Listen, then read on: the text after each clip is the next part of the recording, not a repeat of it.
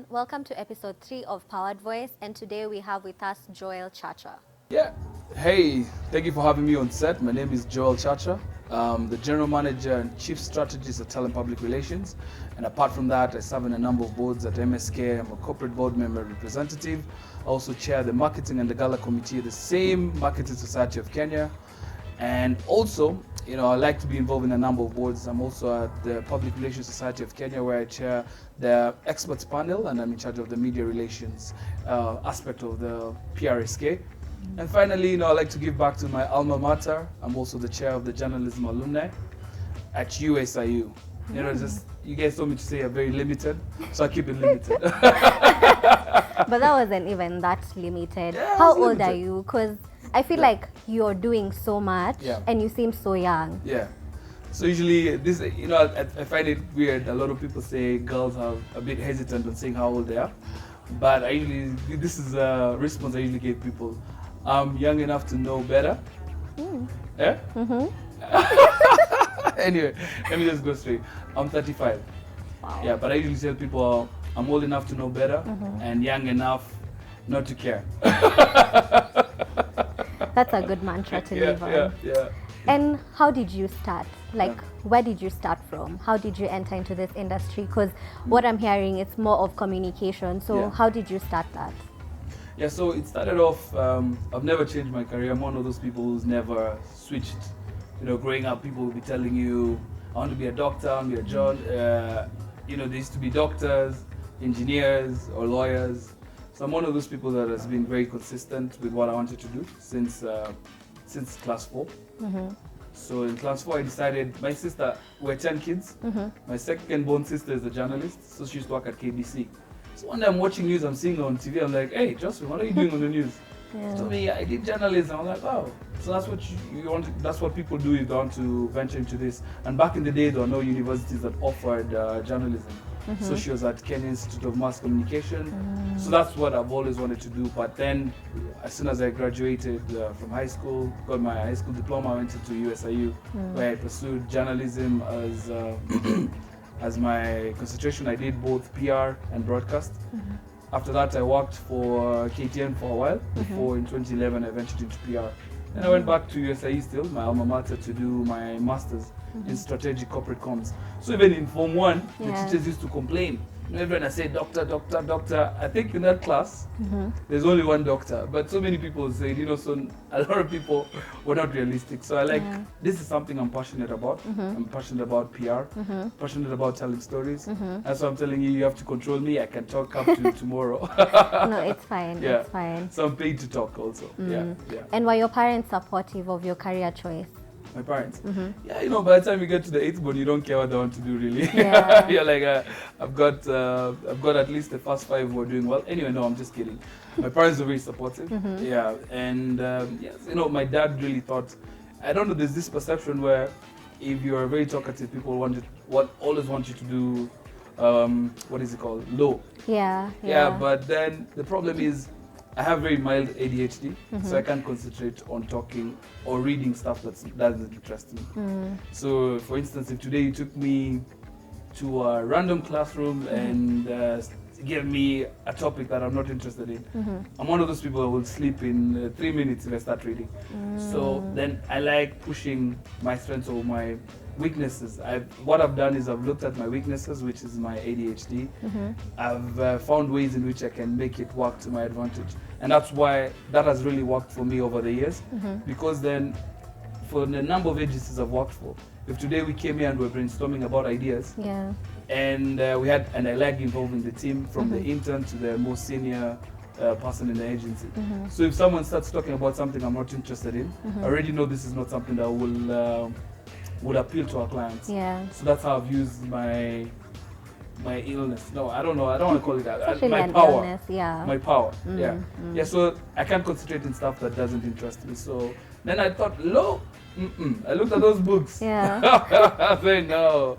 Yeah. So even if you look at my transcripts, anything to do with journalism, I aced them all. I have a very good GPA. It was 3.8. But I think if you've now mixed it with stuff that I'm not interested in, I think I'd be failing. Yeah. And back in the journalism days, what's the most interesting story you've ever told? Oh yeah, actually when I was at KTN I did a very good story because one day I was walking home and it was a Friday. Friday they usually bring down the flags, but the deaf people don't hear that. Oh. So when you're working at I&M building in town, then City Council is right opposite. Then you'd find people being roughed up and you're wondering how comes this been consistent, and when these people are arrested you can't hear it. I never used to understand whether these people are okay if they're drunk, so I started following up on a few people who had been arrested, and I found out they were deaf. So I did a very nice feature when I was at KTN. It's called The Plight of the Deaf.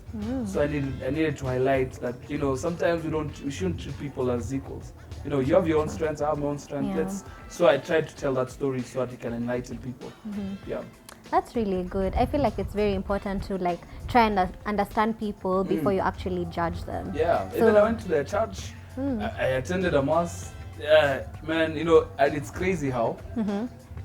People talk about, how you might have drama with someone from your church. Yeah. Even that day, there was drama, and people were causing in sign language. Yeah. But then I had a translator that day, so it was a very good.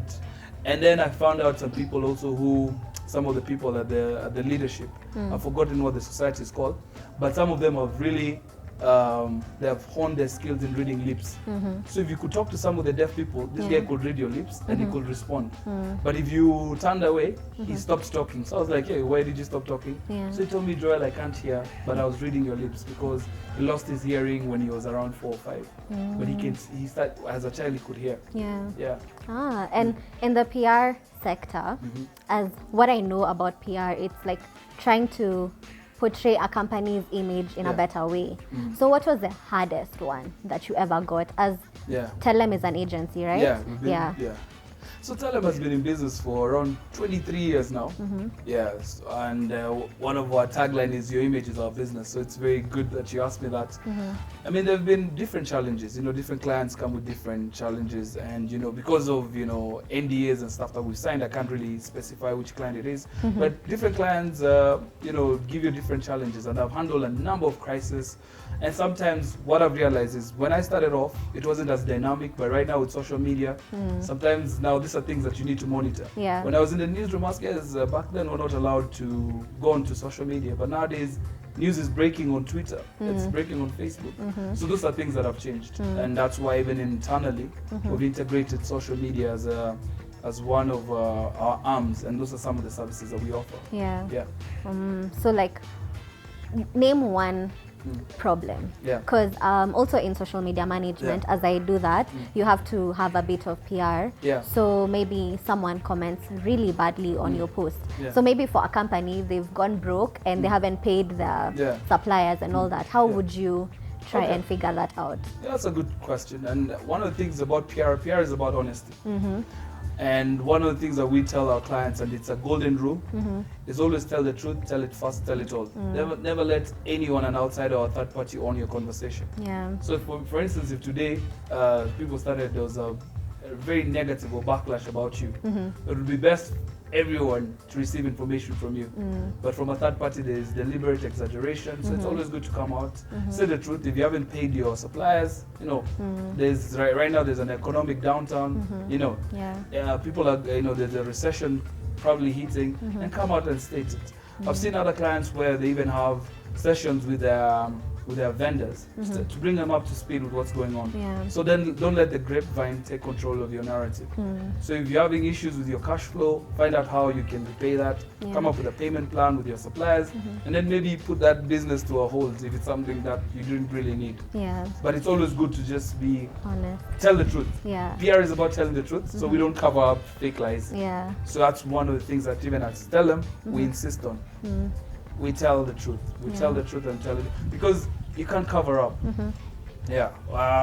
In uni, there was one course that we did, and one of the things that was emphasized, that an image is earned, it can't be polished. So it's not like shoes. Where if today, you walk in a dusty road, then you polish them, then tomorrow they'll be shining. It has to be earned. So you can't polish, you can't try and cover up, because you'll be caught. And as Telem, I think that's one of the things that we've been very, very clear and very particular about. And even it's very bad, and this is something that even I've told PoweredVoiceKe, because I've been invited to give talks.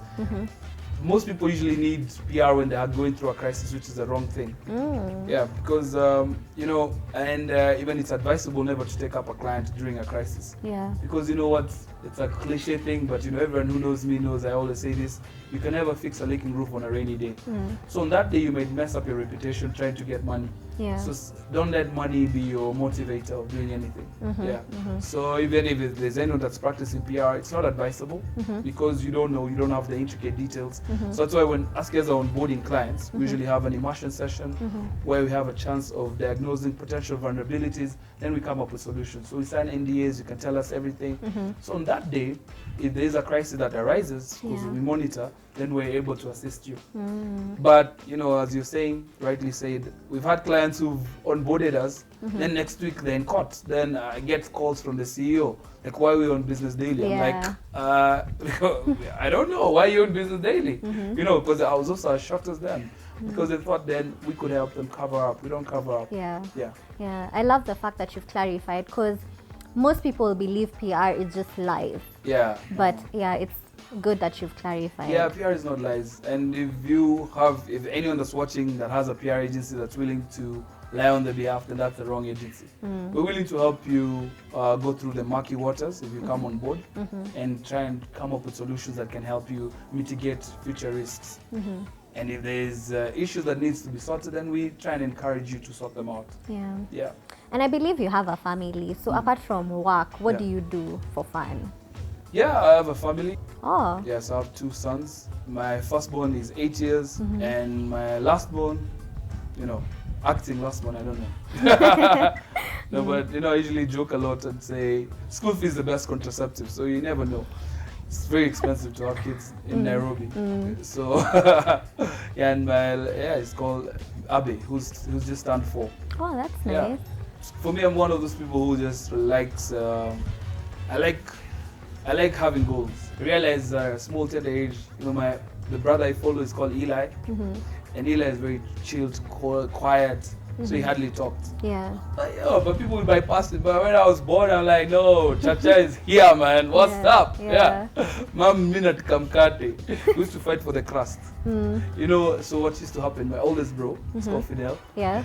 Fidel, because he was the first body, so Fidel used to like eating the crust. You know, when we wake up for breakfast, it's an unwritten rule. Yeah. Because my parents didn't know this. But so now what I realized, I wake up and never, like, when am I ever going to eat this bread? Yeah. So I used to eat the crust before I sleep. Both crust. Because I'm like, it's the same. If you look at the same analogy, it's the same way how I also like scooping people, you know. So if you have very hot news, it's better you pitch it fast so that you get bigger coverage. So it's the same analogy I've used in my career. You need to be forward thinking. So if you're never getting this bread, how are you gonna get it? I used to wonder if it tastes different. But nowadays I don't even like it unless I'm applying peanut butter, because peanut butter, especially if it's not smooth, it messes up the bread. So unless you get the crust. So that's the only time I remembered, hey, Fidel. And he visited me recently. He stays in the States.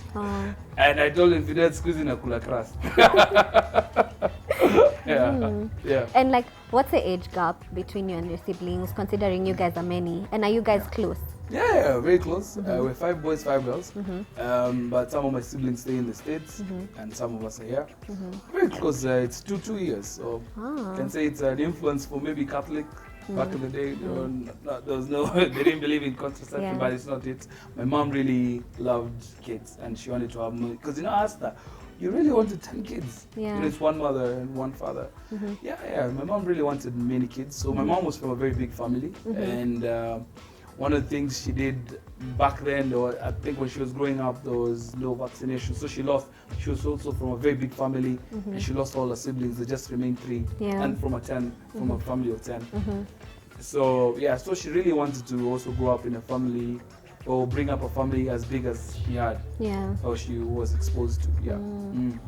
And you said you like goals. I know right now, us as young people, we struggle to actually live up to our goals. So what would you say you did differently, or what would you advise someone who's trying to do it but they're unable to? Yeah, I think one of the best things that you can ever do, and this is something that really helped me out, is have realistic goals. Then don't be so quick. people, I think I've looked at a lot of teenagers. I've talked to a few young guys who are starting off maybe in media, even in PR. Guys want to be where you are, and I've done 15 years. You know, they don't ask me the days I was earning 5K. I used to walk from town to Roysambu. You know, people see where you are right now and they want to be you. You know, I've done the time. So the problem is immediate gratification. It takes a while. Yeah, and you have to work. You have to do your time. One of my favorite rappers, Snoop, says he pays the cost to be the boss. So that, I think that's one thing that you need to be there. Then also, if there are people out there that you look up to, always be inspired, but don't be intimidated by them. Find out what's Chacha doing that I can't do. And you know, at the agency I work for, we always give room for people to grow. I'm not the type that will try and kill someone's aspiration if that guy wants to be the GM tomorrow. This guy comes up with better ideas, then, you know, there's obviously a slot that I can be bumped up to. That slot is open. It's not a permanent position. I'm willing to welcome them there. Come there, show me what ideas you have. I'm willing to learn from you. I learn from my son every day. My son is 4 and the other one is 8. There's so much I learn from them. So imagine if I'm learning from my sons, how much more I can learn from my colleagues. That's so true. In my style of leadership is very open. I like to give everyone opportunities. There's one client we won because we just hired an intern, and I called everyone for the brainstorm. And the intern came up with the best idea, and we won the pitch. So never underlook anyone. I mean, we all have a role to play. And if we took you up as an intern, there's probably something that you showed us. There was a capability you showed us as the hiring team that you could offer us. And you know, I usually say, you know, you have 5 fingers here. You know, some are longer than others, but and this is short, but they all come together to help the handwork. So you can't have a proper hand without the smallest finger. Or the middle finger, as most people call it. Most people use it the wrong way to shove it up, but I think that's how I look at things. Yeah. And the thumb is separate here. So this might be an introvert in the office, but you see, you can't grip anything without it. So you need to involve everyone. And never be fixated with titles. That's one thing I've never been. Yes, I'm the GM, chief strategist, tell them, but I call my colleagues my colleagues. We left. I'm not a boss. I'm a leader, and I like to be among my people, and we're working towards one goal. That's good. And would you ever write a book? Because I feel like you have many analogies, and they're very important for other people to hear them. Have you ever thought of that? Writing a book? Yeah. I've thought of writing a book, but you know, I'm held up with so much business development. Even some institutions have told me to go lecture. So right now, I finished my master's in 2017, but I'm still, that's a coursework. But I think because of work, I've been working on my thesis. So I think once I'm done with my thesis, hoping to do it, finish and graduate, then I can see how I could write something. Okay. And the biggest challenge you'd say, being in this industry, what would you say was your biggest challenge? My biggest challenge? I could talk about, okay, I'll give it 2 folds. In the newsroom, my biggest challenge there was the working hours, which didn't work for me. That's why I left the newsroom. Because then sometimes the assignment editors were not very clear on your working hours. You know, the days you'd be leaving, you're saying, hey, you're told, hey, boss, you're working overnight. So that wasn't flexible. And that was it. Another one is sometimes in agency, I don't know if I have a challenge in agency. Let me think about it. That's a good question. In agency, yes, sometimes you could work. This is my biggest challenge. Sometimes you could be working on a pitch that you've spent sleepless nights, and maybe other agencies have done under the table deals. So that really demoralizes me because you know you had a good idea, you worked on it, and you found out that these people just called you just for what is it called? They just wanted to validate the process. So sometimes they already know which agency is winning. So I don't like such. And this is something that I think even the PoweredVoiceKe should look into. And we find ways in which, you know, if the process is competitive, then it should be from the beginning to the end. So sometimes it could be demoralizing. Where you know, what are you sure? But I mean, I've had clients who've done that. I've gone with an agency because maybe someone, and that's one of the things that we've done at Tell them. We're very professional. We don't hand over, don't do under the table deals. Yeah. Yeah. You know, there's sometimes when you're trying to pitch, someone calls you, tells you, I'll give you the account as long as you give me something. We don't do that. We want to win it professionally, and we'll serve you the best way possible. Yeah. So that has been the thing in the industry, but I think it's changing. Yeah. Okay, and what would you say was like the biggest change from when you started to now, apart from social media and technology rising? What other thing has been changing? Yeah, social media, but you already said that, you scooped me on that. Social media has been huge. Yeah. So another one was, even how we work. Nowadays, at least you can get e-papers, e-newspapers. Back in the day, we used to have to, you'd have to scan a newspaper, you cut the clippings, you glue them onto a white paper, you rewrite the title, you take a ruler, you measure how big the piece was to get the public relation value, PRV, or what we used to use back in the day, advertising value equivalency. Yeah. But right now that's changing. A lot of clients are looking for impact, people are changing from the number of hits, but it's how impactful your story was. And even us as an agency, we're looking for ways in which we can push back clients and tell them, there's something I call the leap of the tongue test. The content we're sharing, the press releases we're sharing, are you getting them on your WhatsApp? Because I know all of us here today, when you wake up, first platform you went to is WhatsApp. Was that press release reshared on WhatsApp platforms? Then if your content doesn't resonate with your audiences, then I think you're doing something wrong. Yeah. This has been really great. Yeah. I know I'm not in the PR section, but I've learned so much from you. Yeah. So what would your parting shot be? What would you tell someone who's watching? And I know as young people, we're struggling trying to get jobs, because out there, it's no secret. People are saying you can't get a job if you don't have connections. But what would you tell someone who doesn't have that connection and is really interested in this? Yeah. So I'll tell them there's no connection. I didn't have any connection. I didn't know Elizabeth. I didn't know our chairman. I didn't know anyone. I just wrote. The problem is, and this is something I realized, and I told you I'm forward thinking. Yeah. So when I was in USAU, I used to find out, how many graduates in journalism I've done this year. I'm like 200. Out of the 200, how many are working? How many are you seeing on screen? Just see like one. Yeah. Like there's a problem there. So I went to the newsrooms just to find out, so when you get, what's your recruitment process? So the issue is most organizations are looking for people with 3 years experience. Yeah. So you're going to get 3 years experience and you've just graduated. No. So right now, especially if you're in journalism, broadcast, or that industry, start doing stuff, and that's how I did. That's the same thing I did with my nephew. My nephew is called Chacha. He's now an anchor at K24. Oh. He came to me, told me, Uncle, Niki graduate. I'm like, man, I'm not giving you any job. I don't work in the media. But I told him, open a YouTube channel, start doing your own reporting. Yeah. I used to give him challenges every week. I'm like, send me your YouTube channel. I want to see how many stories you've done. So I was pushing him, but what he didn't know is I was creating a portfolio for him. Yeah. So when he he used to work at Switch before he switched, he went to K24. He had a portfolio, he stood out. He's not someone and he got his job even before he graduated.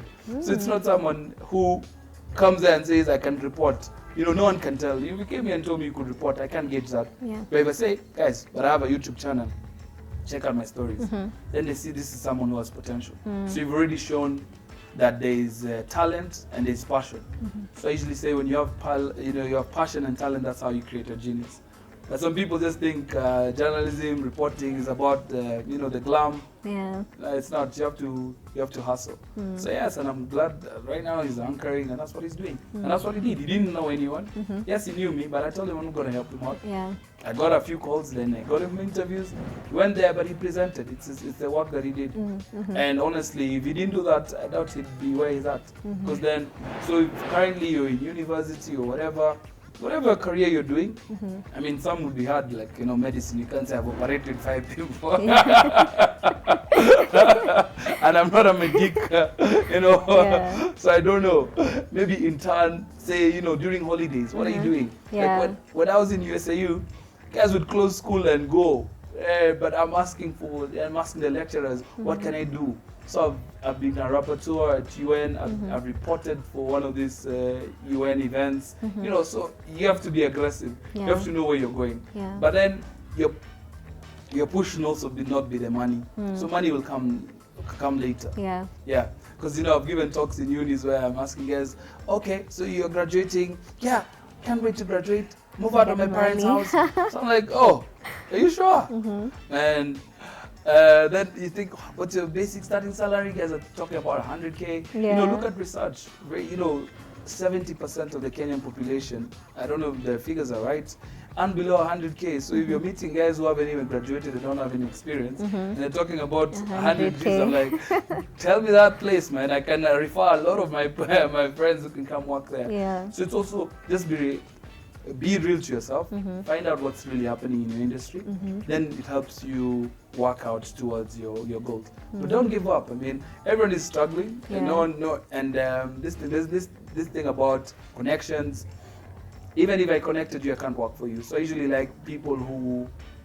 There's one guy called Arthur that we used to work with at KTN, and this guy was so persistent. This guy used to come to KTN every day to drop his CV, and right now he's big. I think he works for one of the biggest NGOs as the comms expert there. But I'd ask Arthur's story. After even you used to tell me, there's these people. Some people here got these jobs because they know people. I was in KTN in the newsroom. I asked guys, who are you? Who's your dad? I'm like, no one. It's a passion. Yeah. It's very, because you see, I can get you that job, but I can't work for you. That's so you need to get rid of that mentality that I knew people or I knew someone. I didn't know anyone at Telem where I'm currently at. I didn't know anyone at Ogilvy where I got there. So it's your work. Let your work speak for you. So you can have whatever profession you're in. If you can create your own portfolio, show what you can do. Yeah. I think you'll be at a better place. Okay. Yeah. Well, thank you so much. This was lovely having you. What would you like to tell people? You can look at the camera. Yeah, stay tuned to this channel. I'll be watching also just to hear from other people who are doing the same thing, people who are doing different stuff. I like to listen to people. I like to listen from my peers. I learn a lot. So I usually say no one has the monopoly of knowledge. It's a great platform, and I'd like to appreciate you guys for doing this.